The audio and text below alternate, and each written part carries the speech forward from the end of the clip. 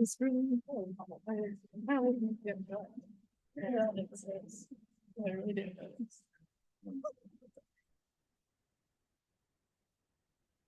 Thanks everyone for being here. We're joined by the MAC champion Ball State Cardinals. That sounds good.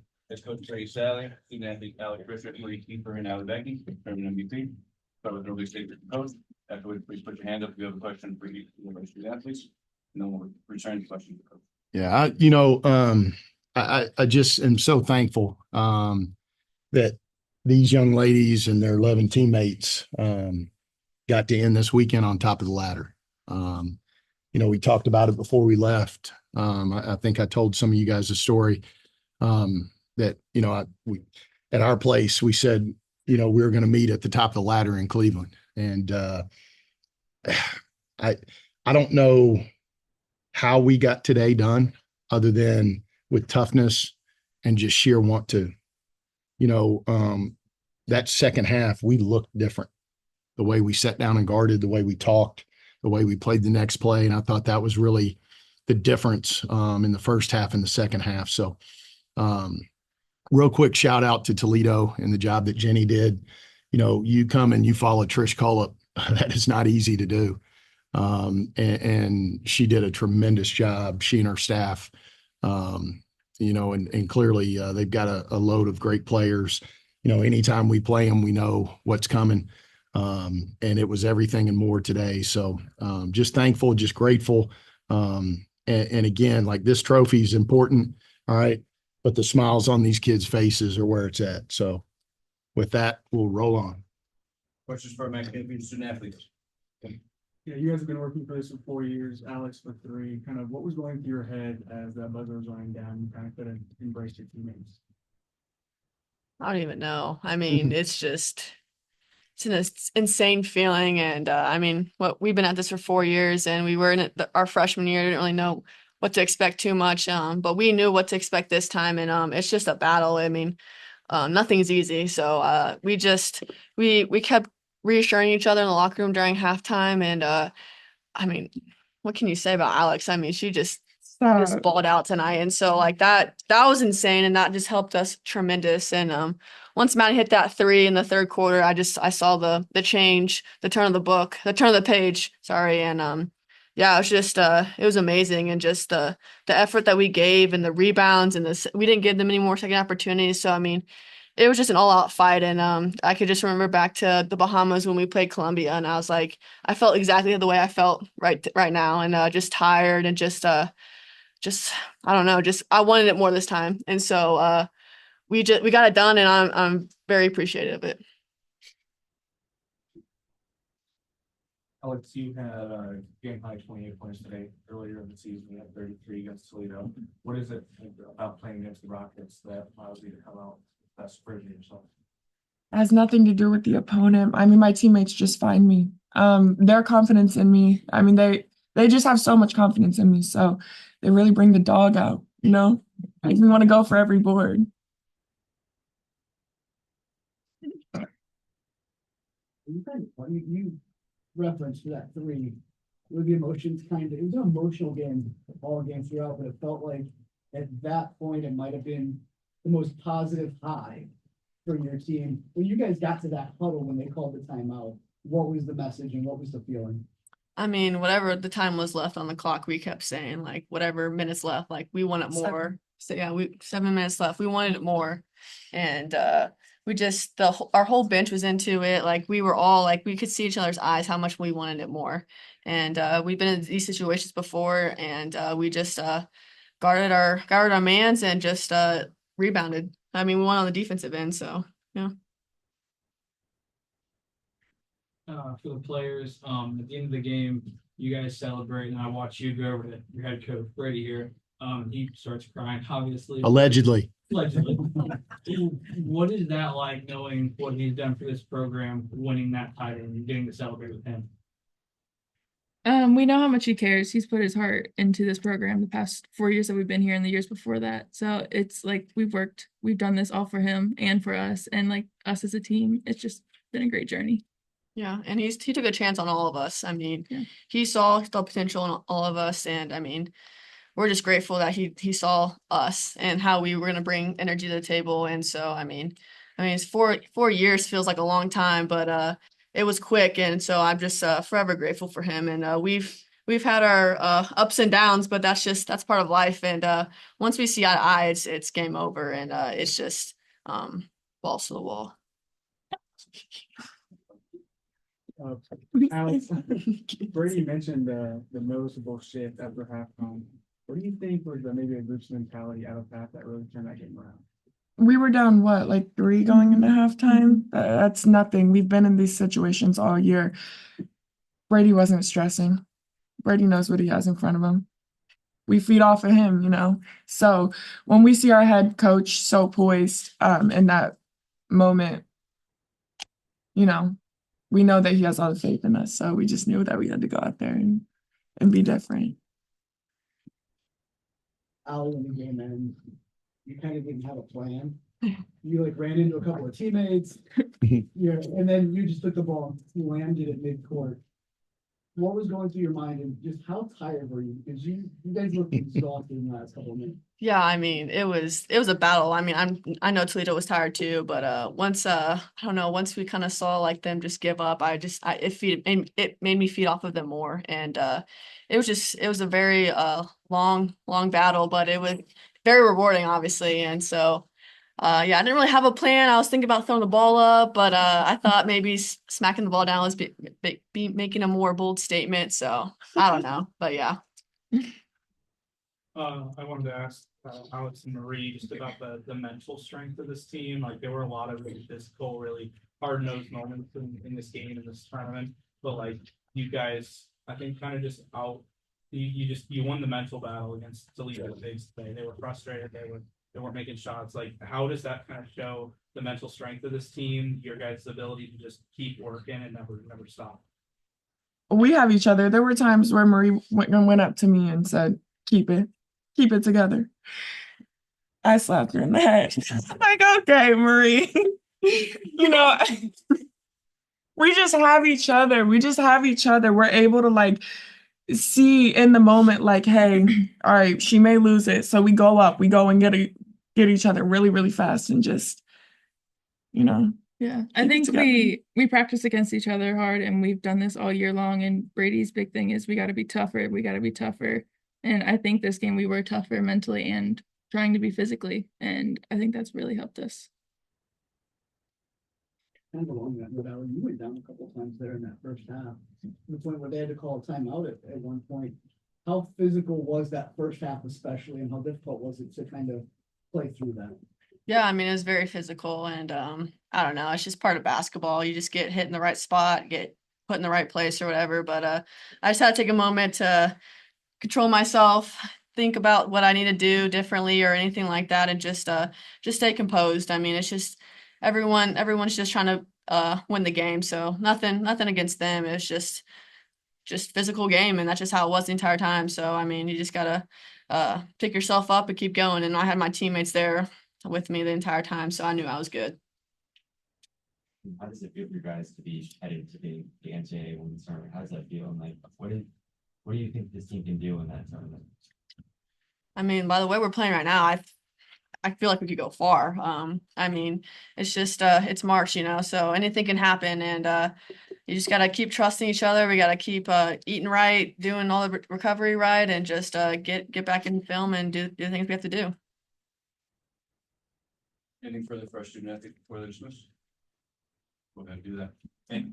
Great job. Thank you guys. Thank you. One of y'all get this. Shout out the player of the year and defensive player of the year, and coach of the year, and Can you all get this to the boss? oh yeah, we'll get that on. Okay.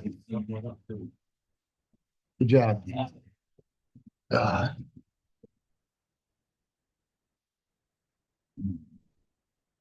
Questions for Mac Champ, Brady Sally?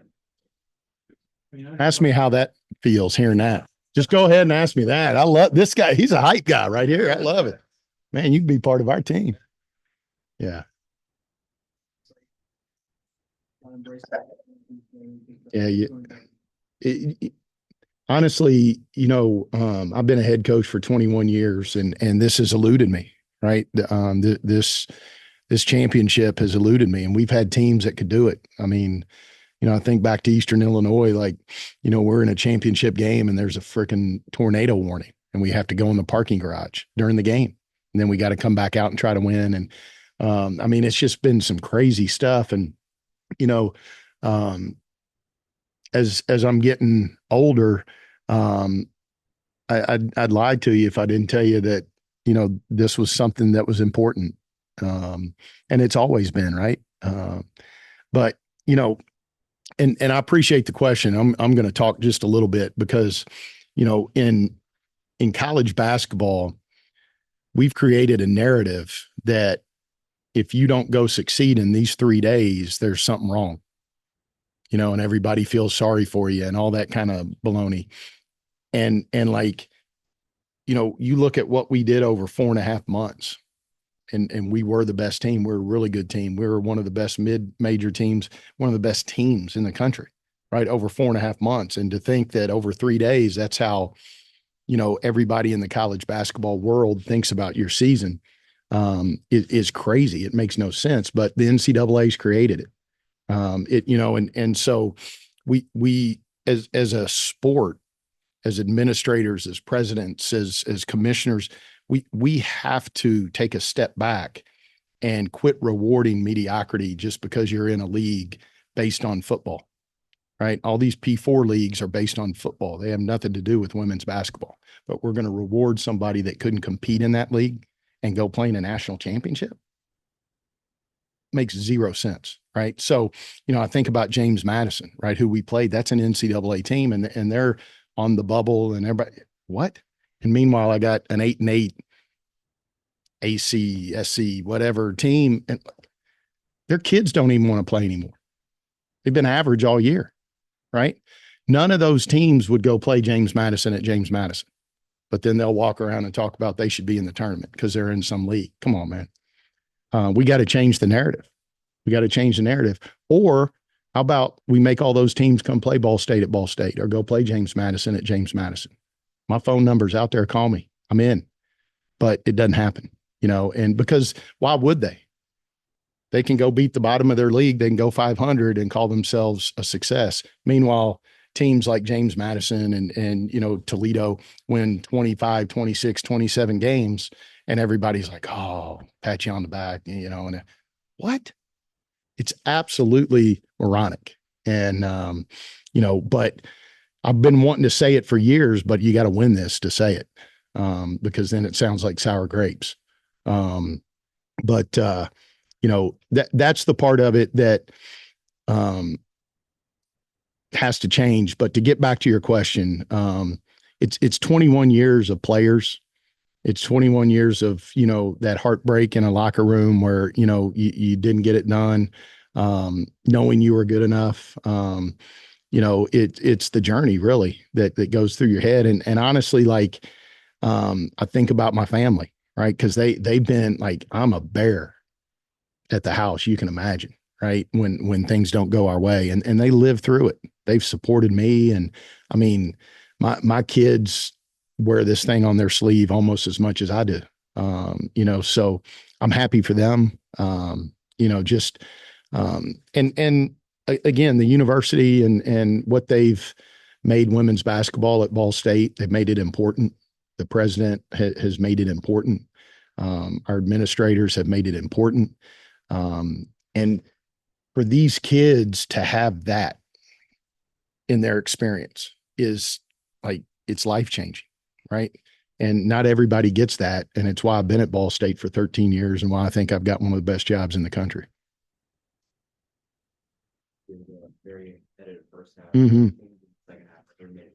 Yeah. Well,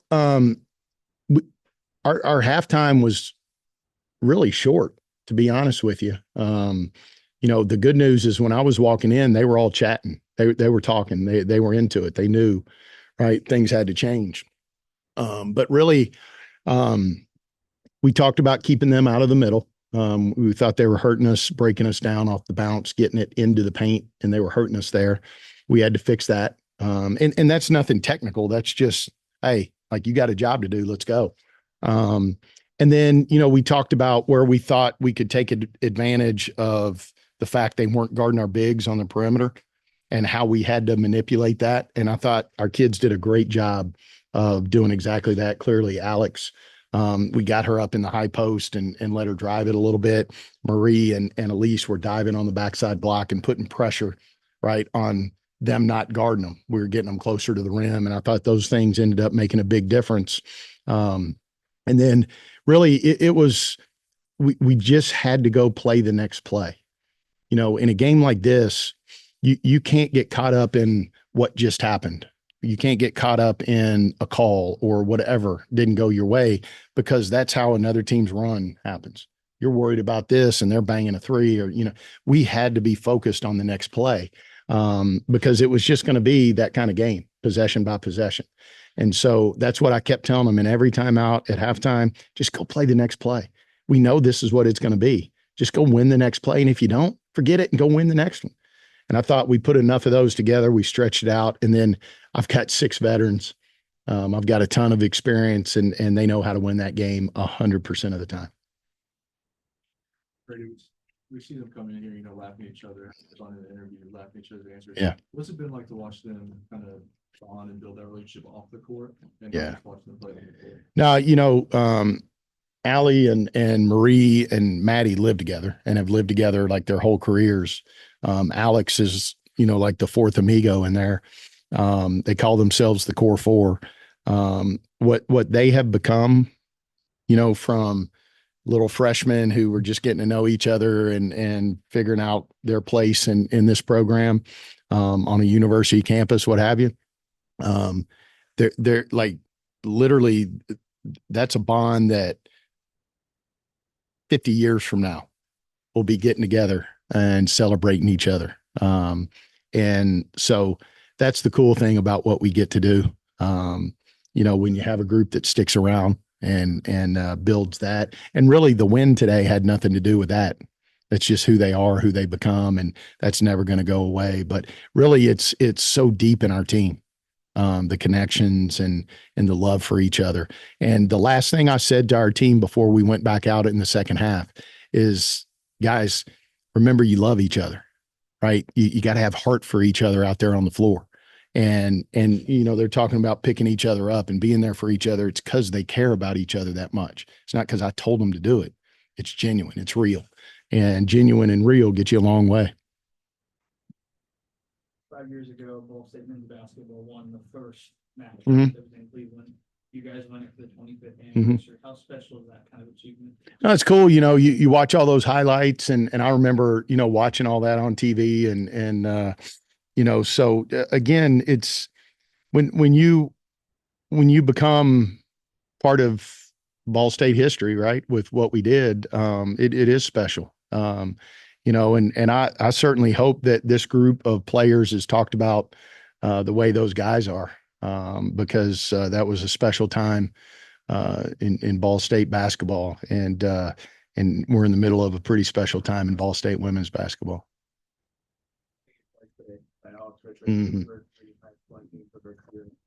This season against Toledo. Mhm. What is it about the matchup against the Rockets that lets her get unleashed like that? Yeah, I think, so if you really dive deep into it, we play a lot of teams that make this decision. Most teams try not to let Allie Becky beat them, right? And so everything they do goes into that. Now they did it really, really well at their place. And we didn't quite figure it out in time. Right. And I say in time, because I do feel like in that game, we ran out of time. But we had it figured out, I thought, today, enough. Right. And we just were a little bit clunky with some of it. We learned the game plan in a boardroom at the Marriott. Right. We watched on, so we didn't even practice some of the stuff we were doing. Right. But then once we kind of got our feet on the ground and understood, okay, this is what's open. This is how, what he was talking about this is how it's going to work. I thought we executed it really well. And so, again, put great players in space. right? I mean, that's the name of the game, and then get out of their way. And a lot of times it's Allie we put in space. Today it was Alex, and our kids did a great job of executing. But you got to understand, like, it takes 4 people off of Alex executing to give her the space. They're not just going to get out of her way. And I thought we did it at a really, really high level. I remember you talked about on Wednesday how you meet the team, you know, in the paint at the ladder. Mhm. Talking about the seniors, what was it like for you to watch them climb up that ladder and cut down the net? Yeah, I mean, again, I've told you this. It's, for me, the trophies and the nets and all the stuff, they'll collect dust somewhere one day. But those memories never will, you know, and they just deserve it so much. They put so much into it. They're great kids. You know, and again, like, the love hate is good, right? I mean, I coach them hard, and they play hard, and you build the trust to the point where, you know, Allie can look at me and say, we need to do this, and I can agree with her. You know, and that's when it's really, really good, right? And you know, so as they're out there celebrating, I mean, you're thinking about this day and age with the transfer portal and the fact that those kids decided to stay and stick it out, you know, and you got to credit their families. I mean, because, you know, that's a big conversation, right? And those kids were like, nope, I'm loyal to my buddies. I'm loyal to that program. I want to finish this out. I want to cut down the nets. I want to have a legacy, you know. So think about in 10 years when we bring this team back, right? And like what that's going to mean because they stuck it out, right? You know, that banner when they walk in our arena every single day, that banner, because they stuck it out, the meaning, the legacy behind it. You're not going to see a whole lot of that anymore. But this team will. I know, you know, last year after you guys got beat, you sat in the same spot and you said you're going to keep knocking on the door and keep showing up. Yeah. Yeah.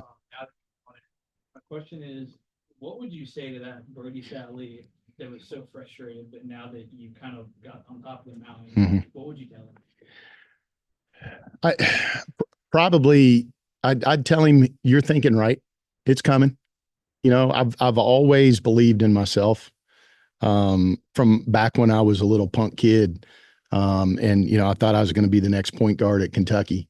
And I still think they're ridiculous for not recruiting me. But, you know, you know, standing on the pitching mound in college and, you know, in my mind, I was Bruce Sutter. And, you know, all these scouts that are here, why are they watching David Justice instead of me? But I always thought that way. Ego's never been an issue. But I think you got to believe in yourself. You got to keep speaking it into existence. You know, hopefully there's some young coaches out there, that it hasn't been easy for, right? That they feel like they're beating their head against the wall. Man, just go make your own path. You're in charge of defining your own success. Don't let somebody else do it. Right. I felt good about what we were doing. I felt good about our program. And I certainly believed in the way we were doing it. And so, I've always thought that all of this is the byproduct of doing it right. The wins, the nets, the trophies, all the stuff, it's just a byproduct of doing it right. And I think when you just dive deep into doing it right, good things are going to happen, whether it takes 21 years or whether you get it in year 1. But you know, it's, I'm telling you, that self-talk is something. And, when you can get it right, you can accomplish a lot of things. Yeah, go ahead. 10-minute stretch there in the mid-third to mid-fourth. Is that some of the best basketball you guys have played? Certainly the toughest, you know, in the face of adversity. Right. And they just, like I said, I think we just started looking different. You know, you could see it come across us like it's winning time. Like, let's go. And they started in that little segment, they started just buying in to what we had to do to win. There was no, you know, like, we had to win. So there was no other thought. And so I thought certainly the way we executed, the way we moved the ball, man, defensively, We were tough. We didn't foul. We went and, I mean, the way we were fighting for rebounds, Allie Becky's all of 5'8" on her tiptoes trying to jump. She played 38 minutes. I mean, and they're coming up with all that. Like, that's how you win these things. Coach, you alluded to it earlier in the week, the fan support. We're 200-300. Yeah. Now, Boston's Yeah. averaging thousands. Right. A lot of people are here today. Yeah. Have a message for the fans after the ride has been. What would that be? Yeah. Well, this is our championship, right? I mean, a lot of you guys have been with us for long. This is ours, right? I mean, we've all worked our tail off to tell the story of Ball State women's basketball, right? And you guys do a great job. But it truly, I coach your team.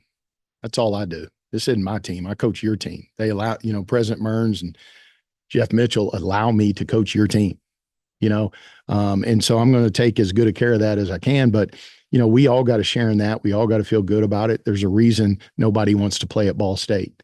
It's not because I'm Naismith. It's because it's hard to win there, man. The fans are after it. It's exciting. Courtside sold out.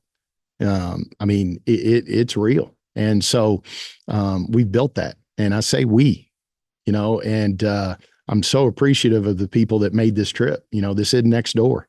There are people that drove last night, got up early and drove in this morning, because they wanted to be here and support this group. And a lot of times you think, okay, they just wanted to be a part of, no, they wanted to come support this group. I believe that. And they got behind these girls, which it's easy to do. And man, they willed us to a victory. And, a lot of times I've been here, I was 7 years at Kent State as an assistant, 13 years here now in the league. And, a lot of the time at Kent, we would face Toledo in the championship back in that day, 95-02. And it always felt like a Toledo home game because of their crowd, right? It didn't today, right? We were spot on, right? Seat for seat. And that's a big part of it. And these kids felt it. I certainly did. But I hope everybody celebrates their part of this championship. Congratulations, sir. Thank you. Appreciate everybody.